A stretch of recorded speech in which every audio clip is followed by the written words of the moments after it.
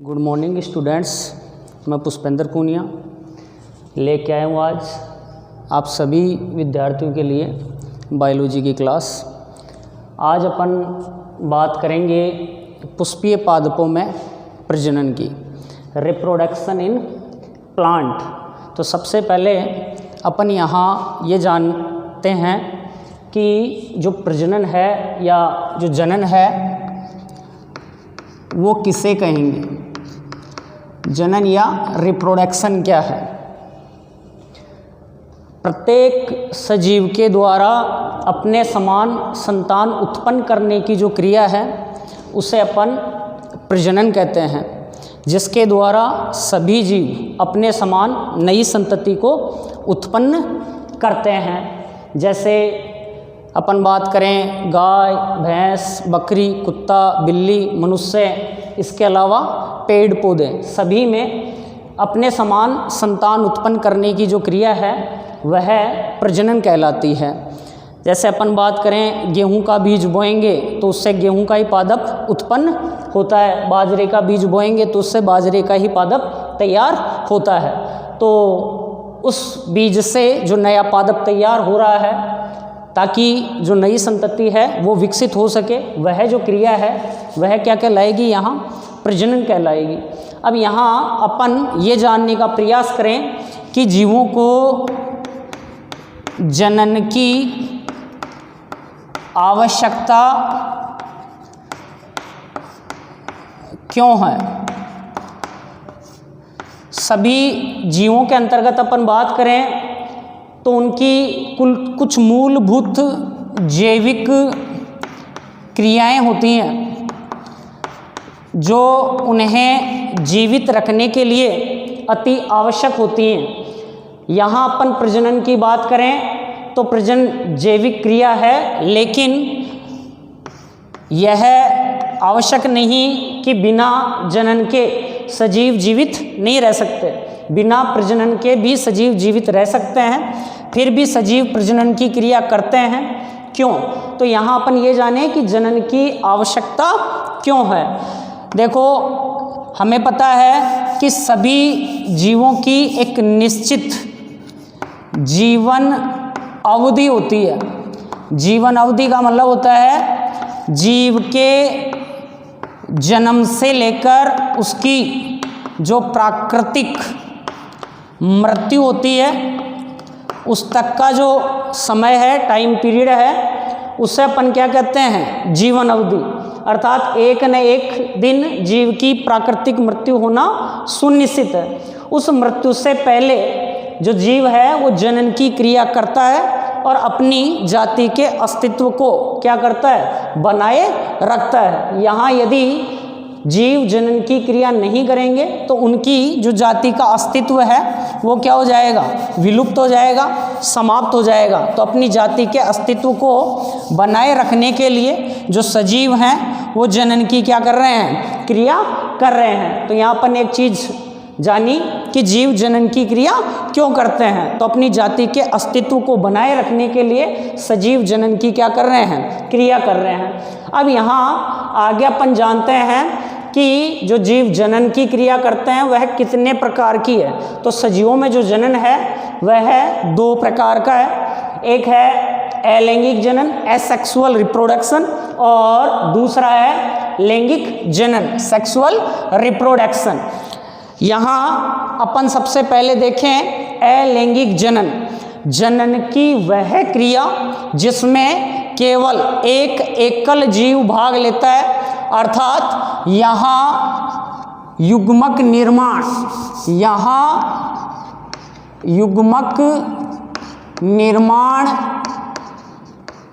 Gamete formation व युग्मक संलयन, फर्टिलाइजेशन की जो क्रिया है वो नहीं होती। किसे कह रहे हैं, अलैंगिक जनन। जनन की वह विधि जिसमें युग्मक निर्माण और युग्मक संलयन की क्रिया नहीं होती उससे अपन क्या कहेंगे, अलैंगिक जनन कहेंगे। और यहाँ केवल एक अकेला जीव, जो एकल जीव है, वही अपने समान नई संतति को क्या कर सकता है, उत्पन्न कर सकता है। तो उसे अपन क्या कहेंगे, अलैंगिक जनन। अलैंगिक जनन की अलग अलग विधियां हैं, जैसे द्विविखंडन है, बहुविखंडन है, कायिक प्रवर्धन है। ये सभी अलैंगिक जनन की अलग अलग विधियां होती हैं। जैसे अपन पादपों की बात करें तो पादपों में अपन देखते हैं कायिक प्रवर्धन, वेजिटेटिव प्रोपिगेशन को समझें तो पादप के जो कायिक भाग होते हैं, जैसे जड़ है, तना है, पत्ती है आदि के द्वारा जो नया पादप तैयार होता है उसे अपन क्या कहेंगे, अलैंगिक जनन कहेंगे। वो पादपों में अलैंगिक जनन है जिसे कायिक प्रवर्धन कहते हैं। जैसे हम किसी रिश्तेदार के यहाँ गए और हमें गुलाब के सुंदर फूलों वाला कोई पादप नज़र आया तो हम कहेंगे कि हमें भी ऐसा पौधा तैयार करना है। तो वहाँ से अपन ने गुलाब की छोटी सी टहनी काट के लेके आते हैं और उसको लाकर अनुकूल परिस्थितियों के अंतर्गत मृदा में रोपित कर देते हैं। कुछ समय बाद में उस छोटे से भाग से जड़ें प्रस्फुटित होंगी और नए पादप का क्या हो जाएगा, निर्माण हो जाएगा। तो वहाँ अपन ने यहाँ क्या किया है, पादप की टहनी या तने से नए पादप का क्या किया है, निर्माण किया है। यहाँ कोई युग्मक निर्माण और कोई युग्मक संलयन जैसी क्रिया नहीं हो रही, तो उसको अपन क्या कह रहे हैं, लैंगिक जनन कह रहे हैं। आगे अपन समझें लैंगिक जनन किसे कहेंगे। तो लैंगिक जनन जनन की वह विधि जहाँ युग्मक निर्माण और युग्मक संलयन की क्रिया होती है, और इस प्रकार के जो जनन है उसमें दो विपरीत लिंगी जो जीव हैं वो भाग लेते हैं और वो आपस में मिलकर अपने समान नई संतति को क्या करते हैं, उत्पन्न करते हैं। युग्मक निर्माण गैमेट फॉर्मेशन, शुक्राणु और अंडाणु का क्या होता है, निर्माण होता है। इन दोनों का संलयन होता है। युग्मनज और जाइगोट का निर्माण होता है, उससे भ्रूण का क्या होता है, निर्माण होता है। पुष्पीय पादपों में अपन देखें तो जो बीज होता है, बीज उसके अंतर्गत भ्रूण स्थित होता है और उसके बीज के अंकुरण से भ्रूण से नए पादप का क्या होता है, निर्माण होता है। तो जनन की वह विधि जहाँ युग्मक निर्माण और युग्मक संलयन की क्रिया हो और एक नई संतति का क्या हो, जन्म हो, तो वह क्रिया क्या कहलाएगी, लैंगिक जनन कहलाएगी। अब यहाँ अपन को केवल बात करनी है जो पुष्पीय पादप हैं उनमें लैंगिक जनन की जो क्रिया है वो किस प्रकार से संपन्न होती है। तो अपन समझें जो पुष्पीय पादप हैं उनमें जो पुष्प है वह पादप का जनन क्या कहलाएगा, भाग कहलाएगा। पुष्प पादप का जनन भाग होता है। पुष्प की बात करें, पुष्प पादप का जनन क्या है, भाग है। और जो पुष्प है वो एक प्रकार का रूपांतरित क्या होता है, प्ररोह होता है। जैसे अपन ने यहाँ एक फ्लावर का, एक पुष्प का चित्र बनाया है। इसमें अपन देखें जो पुष्प है उसके कितने पार्ट होते हैं और एक पुष्प की जो संरचना है वो किस प्रकार से संपन्न होती है, कैसे जो पादप हैं उनके लिए जो पुष्प है वो जनन भाग है, किस प्रकार से इनमें जनन की क्रिया होती है, कहाँ युग्मकों का निर्माण होगा और किस प्रकार से युग्मकों का संलयन होगा, इसकी अपन यहाँ आज बात करने वाले हैं। तो पुष्पीय जो पादप होंगे उनमें अपन देखें तो जो पुष्प है वो पादप का कौन सा भाग है, जनन भाग है। पुष्प एक प्रकार का रूपांतरित क्या होता है, पर्रो होता है। पर्रो या तने की अपन बात करें तो उसकी मुख्य विशेषताओं में आता है कि जो पर्रो होता है उसमें पार्व संधियां पाई जाती हैं और जो पर्व संधियां हैं वहाँ से पत्तियां और जो शाखाएं हैं उनका क्या होता है, निर्माण होता है। यहाँ अपन देखें जो पुष्प है पादप की जिस शाखा से, टहनी से जिस छोटे व्रंत द्वारा जुड़ा हुआ होता है उस व्रंत को अपन कहते हैं पुष्प व्रंत या पेडिकल। जिस छोटी व्रंत नुमा संरचना से जुड़ा हुआ है उसे अपन क्या कह रहे हैं, पुष्प व्रंत। जो पुष्प व्रंत है उसका जो शीर्ष भाग है वह चौड़ा और चपटा नजर आता है और यहाँ इस भाग में पार्व और क्या पाई जाती हैं, पार्व संधियाँ। तो अपन कह सकते हैं कि जो पुष्पासन है पुष्पवृंत का शीर्ष जो भाग है फूला हुआ, इसे अपन पुष्पासन या क्या कह रहे हैं, थैलेमस कह रहे हैं। ये जो थैलेमस है, ये थैलेमस एक प्रकार का रूपांतरित तना पर्व है। क्यों है? क्योंकि पुष्पासन पर पर्व और क्या उपस्थित होती हैं, पर्व संधियां उपस्थित होती हैं, और इस पर अलग अलग पर्व संधियां 4 चक्रों में व्यवस्थित होती हैं, 4 चक्रों में पाई जाती हैं। और इन सभी 4 चक्रों से पुष्प पत्रों के रूप में बाह्य दल, दल, उमंग और जायांग क्या हो रहे हैं, निकल रहे हैं। तो अपन कह सकते हैं कि पुष्पासन एक प्रकार का क्या है, रूपांतरित पर्व या रूपांतरित क्या है, तना है। क्यों है? क्योंकि इस पर पर्व और क्या पाई जाती हैं, पर्व संधियां, और इसकी पर्व संधियों से पुष्प पत्रों के रूप में बाह्य दल, दल, पुंकेसर, जायांग आदि का क्या हो रहा है, निर्माण हो रहा है। यहाँ अपन देखें तो एक प्रारूपिक पुष्प के हमें 4 चक्र या 4 भाग नजर आते हैं, जिनमें से एक है बाह्य दलपुंज कैलिक्स, दूसरा होता है दलपुंज या कोरोला, तीसरा होता है एंड्रोसियम, और चौथा होता है जायांग या गाइनोसियम। सबसे पहले अपन बात करें बाह्य दलपुंज की, तो ये सबसे बाहर हमें जो नज़र आ रहे हैं पुष्प में वो कहलाते हैं बाह्य दलपुंज। जो बाह्य दलपुंज हैं, इसकी एक इकाई की अपन बात करें, एक अकेली इकाई की बात करें तो एक अकेली इकाई को कहेंगे बाह्य दल, या क्या कह रहे हैं, सेपल। जैसे अपन समझें तो यह है जायांग या स्त्री केसर, और इस प्रकार से कलिका अवस्था में प्रारंभिक जो अवस्था है उसमें, जैसे इस पूरे हाथ की अपन बात करें तो यह है एक बाह्य दल, ये दूसरा बाह्य दल, ये तीसरा, ये चौथा, ऐसे सभी बाह्य दल प्रारंभिक अवस्था में, कलिका अवस्था में जब पुष्प नहीं खिलता है तो उसको चारों तरफ से घेरे हुए या बंद किए हुए रखने का क्या करते हैं, कार्य करते हैं। और ये जो बाह्य दल हैं ये इसकी क्या करते हैं, सुरक्षा। सभी बाह्य दल आपस में मिलकर जो एक चक्र बनाते हैं, उस पूरे चक्र को अपन क्या कह रहे हैं, बाह्य दलपुंज। तो बाह्य दलपुंज की एक इकाई क्या कहला रही है, बाह्य दल, या क्या कहला रही है, सेपल। ये जो बाह्य दल हैं 2, 3, 4, 5 हो सकते हैं। यदि यहाँ पर सभी बाह्य दल, जैसे ये एक बाह्य दल, ये दूसरा, ये तीसरा, ये चौथा, सभी बाह्य दल यदि आपस में जुड़े हुए हों, सभी बाह्य दल यदि आपस में जुड़े हुए हों तो उन्हें अपन कहेंगे संयुक्त बाह्य दल या गेमोसेपल्स कहेंगे। संयुक्त बाह्य दल या क्या कहेंगे, गेमोसेपल्स कहेंगे। और यदि पृथक पृथक हों तो उन्हें पृथक बाह्य दल या पॉलीसेपल्स कहेंगे। तो अपन ने यहाँ सबसे पहली चीज पढ़ी बाह्य दलपुंज।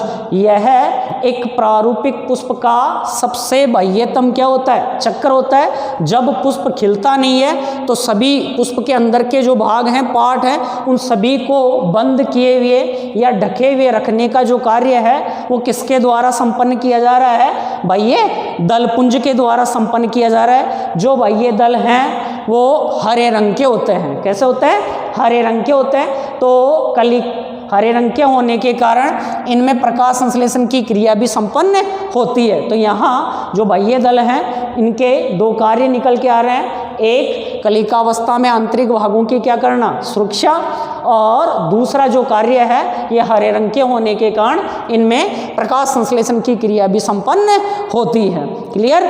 नेक्स्ट अपन बात करें दलपुंज की या कोरोला की। यह बाह्य दलपुंज के अंदर की तरफ, जैसे ये बाह्य दलपुंज था, अब इसके अंदर की तरफ दूसरा जो चक्र है उसे अपन कहेंगे दलपुंज या कोरोला।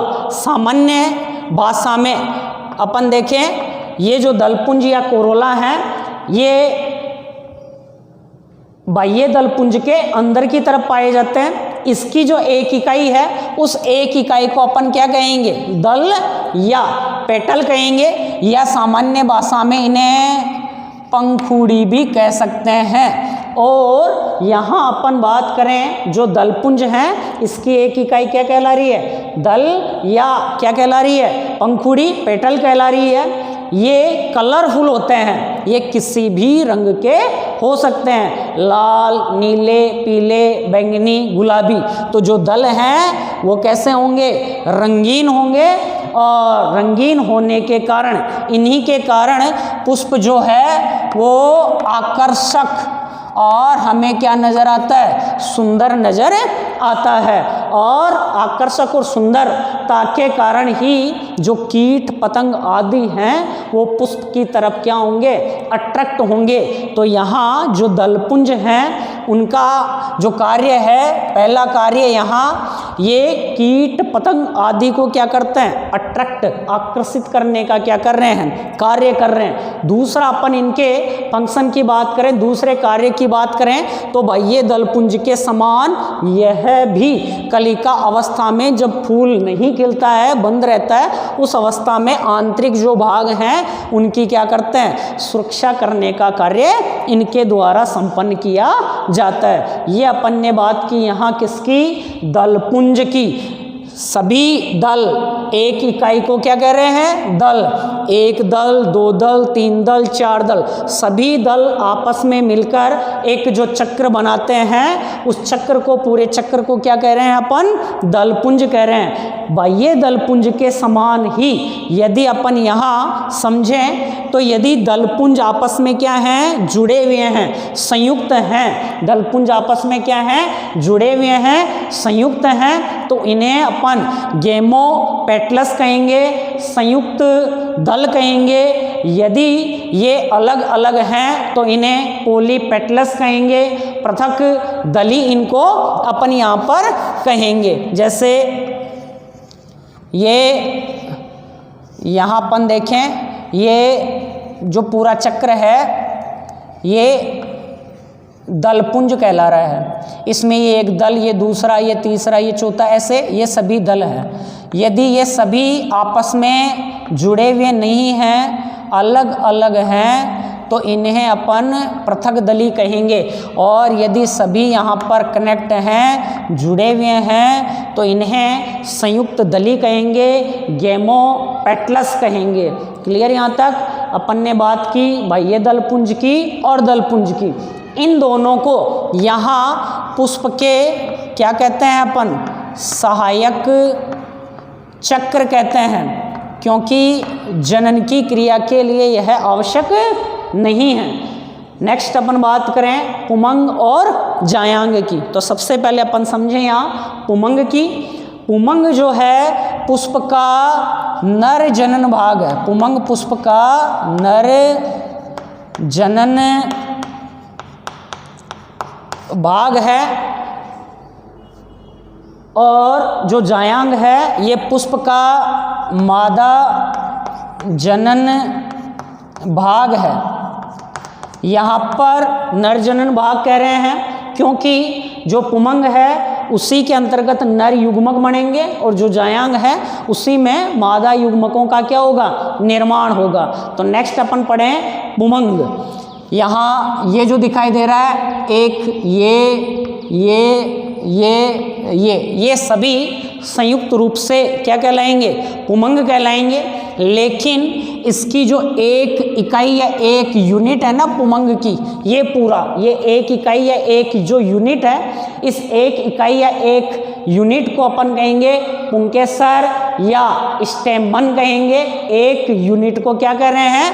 पुंकेसर या स्टेमन कह रहे हैं। स्टेमन की अपन बात करें तो स्टेमन जो है उसके यहाँ हमें 3 पार्ट या 3 भाग नज़र आते हैं, जिसमें फर्स्ट ऊपर वाला जो फूला हुआ पार्ट या भाग दिखाई दे रहा है उस भाग को अपन कहेंगे परागकोश, एंथर लोब कहेंगे। नेक्स्ट यहाँ सामान्यतया जो परागकोश होता है वह द्विपालित होता है। इसमें 2 पालियाँ होती हैं और दोनों पालियाँ जिस इकाई के द्वारा जुड़ी हुई होती हैं उससे अपन योजी या कनेक्टिव कहते हैं। तो योजी दो जो परागकोश की पालियां हैं जोड़ने वाली जो इकाई है उससे अपन क्या कहेंगे, योजी कहेंगे। और जिस तंतुनुमा संरचना पर परागकोश स्थित है उस तंतुनुमा संरचना को अपन फिलामेंट या पुतंतु कह रहे हैं। तो यहाँ अपन देखें तो पुंकेसर के कितने भाग हैं, 3 भाग हैं, परागकोश, पुतंतु और योजी। सामान्यतया परागकोश जो होते हैं वह द्विपालित होते हैं, लेकिन मालवेसी कुल के पादपों की अपन बात करें तो जैसे गुड़हल है, कपास है, उसमें अपन देखें तो उसमें जो परागकोश है वो सामान्यतया एक पालित होता है, उसमें एक ही पाली पाई जाती है। क्लियर यहाँ पर? तो अपन ने नर जनन जो भाग था उसकी बात की जो था पुमंग। नेक्स्ट अपन बात करें मादा जनन भाग जायांग या गाइनोसियम। मादा जनन जो भाग है उसे अपन इस प्रकार से नोट करते हैं। जायांग की बात करें या इसे स्त्रीकेसर कह रहे हैं, ये पूरा अंदर का जो पार्ट है ये पूरा क्या कहलाता है, जायांग कहलाता है। जायांग की अपन बात करें तो जायांग की जो एक इकाई है उससे अपन कहते हैं अंडप। जायांग की एक इकाई जो है वह क्या कहलाती है, अंडप। और अंडप की बात करें तो इसके 3 पार्ट होते हैं। ऊपरी जो फूला हुआ प्यालेनुमा भाग नजर आ रहा है वो कहलाता है वर्तिकाग्र।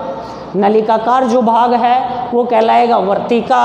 और नीचे का आधारीय जो भाग है जो पुष्पासन पर व्यवस्थित है उस भाग को या पार्ट को अपन कह रहे हैं अंडाशय या ओवरी कह रहे हैं। अंडाशय या क्या कह रहे हैं, ओवरी कह रहे हैं। सबसे पहले अपन यहाँ देखें वर्तिकाग्र की या स्टिग्मा की बात करें तो स्टिग्मा क्या करता है, यहाँ रोमयुक्त श्लेष्मीय चिपचिपा ये भाग है और परागण की क्रिया के दौरान पोलिनेशन की जो क्रिया होती है, अर्थात जो ये परागकोश है इस परागकोश में लघु बीजाणुओं के रूप में परागकण व्यवस्थित होते हैं। जब ये परागकोश परिपक्व हो जाते हैं तो इनके स्फुटन से परागकण मुक्त होंगे और ये परागकण कहाँ तक पहुँच जाते हैं, वर्तिकाग्र तक पहुँच जाते हैं। वह जो क्रिया है उस क्रिया को अपन परागण कहते हैं, पोलिनेशन परागण कहेंगे। और परागण की क्रिया के दौरान जो परागकण यहाँ पर आ गए, परागकण, इनको एक्सेप्ट या ग्रहण करने का जो कार्य है वो किसके द्वारा किया जाता है, वर्तिकाग्र के द्वारा किया जाता है। उसके बाद में जो परागकण है इन्हीं में नरयुग्मक होते हैं। जब परागकण का अंकुरण होता है तो अंकुरण के दौरान इसमें पराग नलिका बनती है और उससे होते हुए नर जो युग्मक हैं वो इस वर्तिका से होते हुए अंदर अंडाशय में ओव्यूल तक पहुंचते हैं, बीजांड तक पहुंचते हैं, जिसके अंदर मादा युग्मक के रूप में अंड कोशिका पाई जाती है जहां निषेचन की क्या होगी, क्रिया होगी। तो इस प्रकार से अपन देखें तो जो जायांग है उसके 3 पार्ट हैं, वर्तिकाग्र, वर्तिका और अंडाशय। ये फूला हुआ आधारीय भाग जो है अंडाशय कहला रहा है। इस अंडाशय के अंतर्गत अपन देखें तो बीजांड या ओव्यूल पाए जाते हैं। निषेचन के बाद में जो अंडाशय है वह अंडाशय बदल जाएगा किसमें, फल में, और जो ओव्यूल है बीजांड जो है वह किसका निर्माण कर लेगा, बीज का क्या करेगा, निर्माण करेगा या बीज का फॉर्मेशन करेगा। तो यहाँ आज अपन ने बात की जो पादप हैं उनमें पुष्प जो है वह जनन भाग है और ये जो पुष्प है इसके कौन कौन से पार्ट हैं, कौन कौन से भाग हैं, किस प्रकार से इसमें कहाँ कहाँ नर युग्मक और मादा युग्मकों का क्या होगा, निर्माण होगा। तो नर युग्मक तो बनेंगे किसमें, पुंकेसर के परागकोश में, और मादा युग्मक जो बनेंगे अंडाशय के अंतर्गत जो बीजांड है उसी के अंतर्गत मादा युग्मकों का क्या होगा, निर्माण होगा। तो ये सारी चीज़ अपन ने आज यहाँ पर क्या की है, जानी है। इसके अलावा यहाँ अपन देखें तो जो जायांग है, जायांग की एक इकाई को अपन क्या कह रहे हैं, अंडप कह रहे हैं। इन अंडपों की संख्या के आधार पर जो जायांग है वह एक अंडपी, द्विअंडपी, त्रिअंडपी, चतुरंडपी, पंच अंडपी हो सकते हैं। यदि सभी जो अंडप हैं अलग अलग होंगे तो वह पृथक अंडपी जायांग कहलाएंगे। यदि जुड़े हुए होंगे तो उन्हें अपन संयुक्त अंडपी जायांग कहेंगे। यहाँ अपन एक फ्लावर या एक फूल के जरिए ये जो भाग हैं, पार्ट हैं, इनको समझने का क्या करते हैं, प्रयास करते हैं, प्रयत्न करते हैं। लेकिन यहाँ अपने पास ये गुड़हल का पुष्प है, लेकिन ये एक हाइब्रिड संकर पुष्प है, जिसके अंतर्गत जो आपको संख्या बताई कि इसके अंतर्गत 5 बाह्य दल होंगे, 5 दल होंगे, उनसे कहीं ज़्यादा इनकी संख्या है। इसको आकर्षक और सुंदर बनाने के लिए इनकी जो संख्या है वो बढ़ा दी गई है। एक हाइब्रिड फ्लावर है। यहाँ अपन सबसे पहले जैसे बात करें तो बाह्य दल पुंज के अलावा इसमें परिबाह्य दल पुंज और पाए जाते हैं। ये सबसे बाहर वाले जो नज़र आ रहे हैं, ये जो है इससे अपन कह रहे हैं पुष्प व्रंत कह रहे हैं, जिसके सहारे जो पूरा पुष्प है जिस पर लगा हुआ है इसे पुष्प व्रंत कह रहे हैं। इसका ये ऊपर का जो भाग है जो फूला हुआ है इससे अपन कह रहे हैं पुष्पासन कह रहे हैं। ये बाहर की तरफ परिदल पुंज हैं। इनको छोड़ें अपन, सबसे पहले इसमें बाह्य दल पुंज की बात करें तो जो हरे रंग के नज़र आ रहे हैं आपको यहाँ इसमें दिखाई दे रहे हैं, ये 1 2 3 4 और 5, ये सभी क्या कहलाएंगे, बाह्य दल कहलाएंगे। सभी आपस में मिलकर एक चक्र का निर्माण कर रहे हैं। ये सारे जो बाह्य दल हैं ये आपस में कनेक्टिंग है, सभी जुड़े हुए हैं, अलग अलग नहीं है, ये पृथक पृथक नहीं है, सभी जुड़े हुए हैं। इसलिए इन्हें अपन कह रहे हैं संयुक्त बाह्य दल या गैमोसेपल्स कह रहे हैं, गैमोसेपल्स कह रहे हैं या संयुक्त बाह्य दल कह रहे हैं, क्योंकि सभी अलग अलग नहीं है, सभी आपस में जुड़े हुए हैं। बाह्य दल के एक जो इकाई है ये कहलाती है बाह्य दल, सभी बाह्य दलपुंज कहला रहे हैं। इसके अंदर की बात करें तो हमें नज़र आ रहे हैं दलपुंज, जैसे ये दलपुंज है, ये दूसरा दलपुंज है, ये तीसरा दल है, ये 5वां दल है, चौथा दल है, ये 5वां दल है। एक जो इकाई है दल की, दलपुंज की, वो दल कहला रही है। सभी संयुक्त रूप से एक चक्र का निर्माण करेंगे, उसे अपन क्या कहेंगे, दलपुंज कहेंगे। इसके अंदर अपन बात करें तो हमें दिखाई देंगे पुंकेसर, जो एक नाल का क्या करते हैं, निर्माण करते हैं, और उसी के ऊपर सभी जो पुंकेसर हैं वो क्या होते हैं, लगे हुए होते हैं, स्थित होते हैं। नेक्स्ट अपन देखें इसमें तो ये हाइब्रिड पुष्प है। इसमें